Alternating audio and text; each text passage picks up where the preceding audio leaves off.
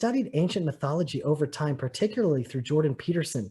And, he wrote an amazing book called Maps of Meaning, all these different mythologies of ancient civilizations, just trying to understand like where these societies came from and how we came to think the way that we think.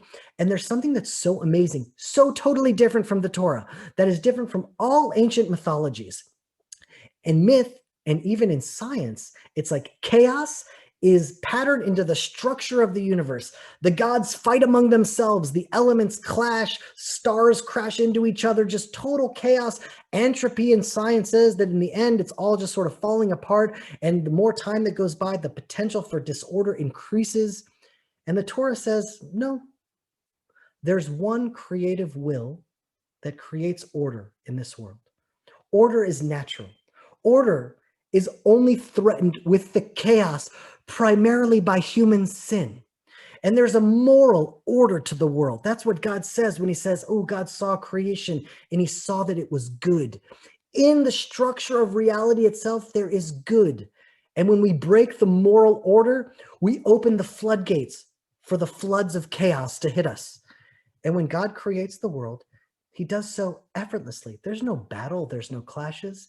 His will is done without any struggle or resistance at all. He speaks, and the world comes into being. Every mythological account of creation, some cosmic struggle is happening between gods and clashes that are going on, and the ricochets somehow come out, and somehow out of this chaos and all this chaos of the wars of the gods, the world is shaped. In the Torah, the message is so clear and consistent. All is well until God creates the first humans and grants us the freedom to choose.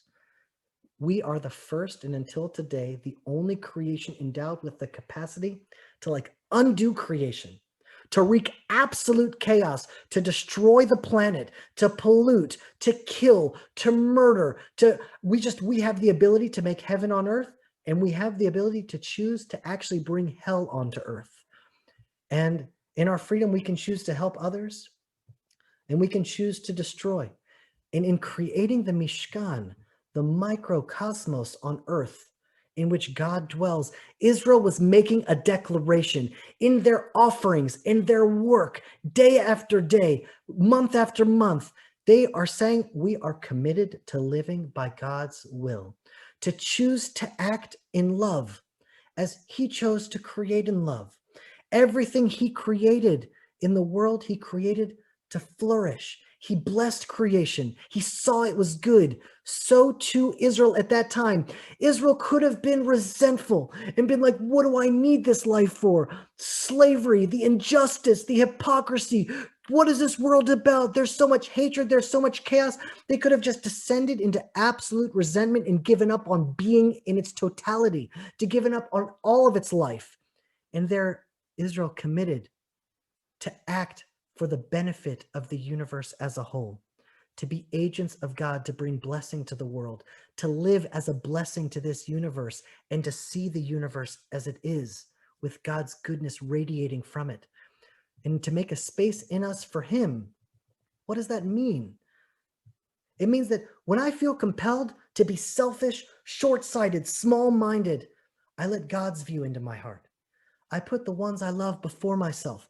I see the big picture. Instead of the lower instincts to take, I live by the higher instinct to give. Instead of the lower instinct to assert power, I relinquish my power to serve God and to serve others. It's like the sacrificial service in the tabernacle. It's created an embodied knowledge of how to give of myself, how to allow his will to become my will, to bless, to love, to grow, to create. The tabernacle symbolized that where God lives is wherever we subordinate our will to his will. When we let his will reign in that space that we create in us, in the center of our camp, we create a space within us where his will reigns supreme. That's when we bring blessing into our lives, and through that blessing, we bless everyone around us.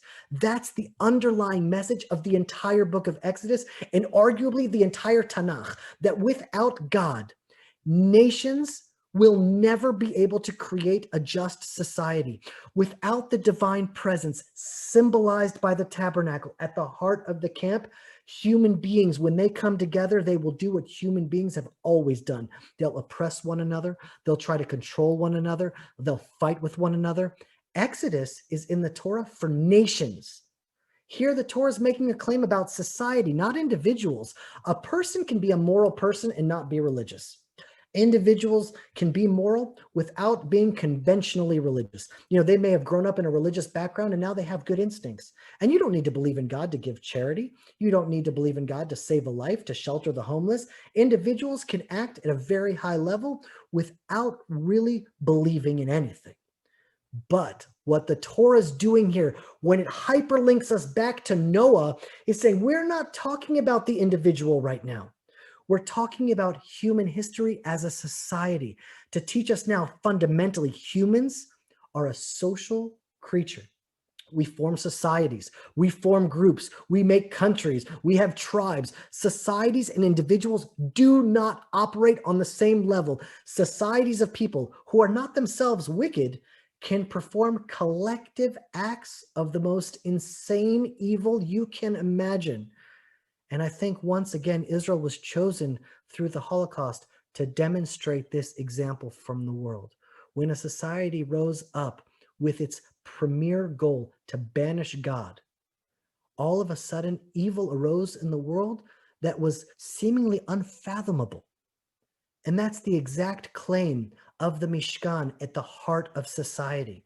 It's like right now, people think that, oh, Corona, it's about the vaccines, it's about the economy, it's about politics, it's about Biden versus Trump and Republicans versus Democrats. Oh, the war raging under the surface of the cancel culture, of the race riots.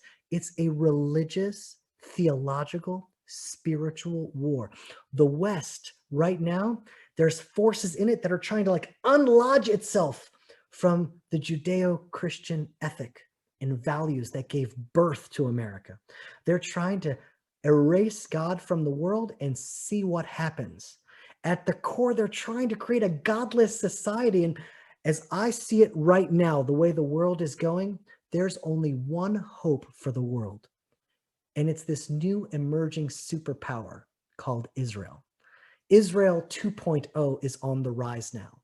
Israel 2.0 is beyond our borders. It's beyond politics. It's from Israel. The knowledge of God will cover the world as waters cover the sea. Israel is going to emerge as a light to all nations because instead of the floods of chaos, the world is going to be flooded with the truth of the moral order of the world. Instead of resentment, jealousy, hatred, Israel is going to broadcast a spirit of love that will be a magnet for every believer around the world. Friends, Corona is preparing us for redemption, the next stage in history. And now we have to build just as the Lord commanded Moses. It's like after the sin of the golden calf, Ari said it right. Moses said, Vayakel, gather everyone together. He called on each person in his own heart and inspiration to join the collective mission to build. So many people, they wait for inspiration to act. And here the Torah is teaching us, no, act, obey, follow the good. For a full year, they acted with no inspiration, with no feedback, with no results to show themselves they're on the right path. And finally, after a year of work, the tabernacle was filled with the glory of God. Inspiration came. They weren't inspired to act. It was their actions that created inspiration. And now each of us in our own lives are being called to action now. Our families need us now, big time. Our friends need us now. Families are being stretched to their limits under the pressure of Corona.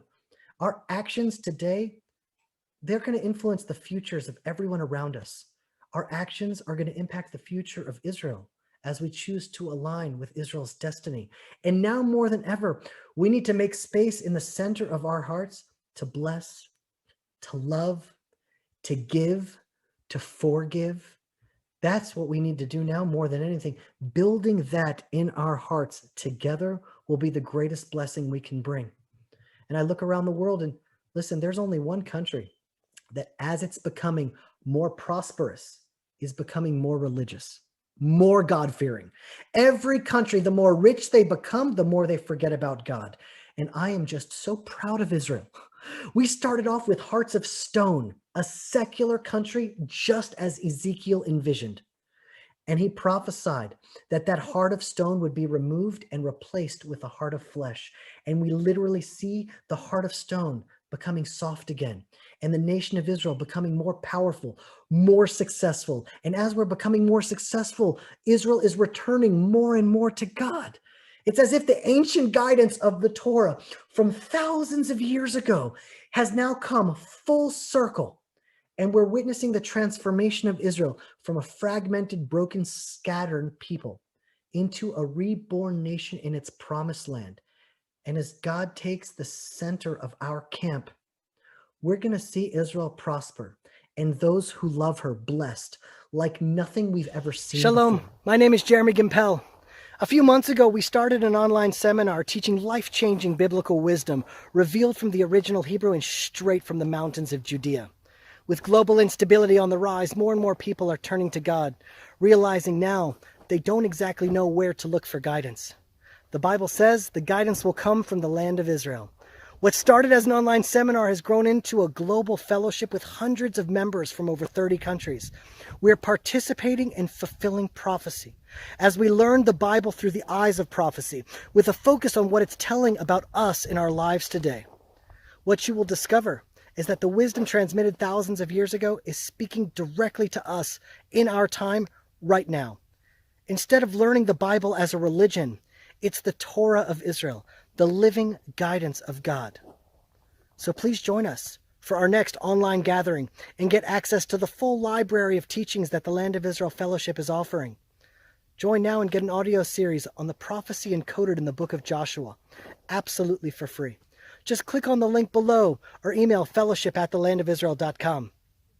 I don't know how you found this video or what compelled you to click on that link, but I don't believe in coincidence, and I would encourage you to take the next step on your journey toward the land of Israel. I hope to see you at the Land of Israel Fellowship. Shalom.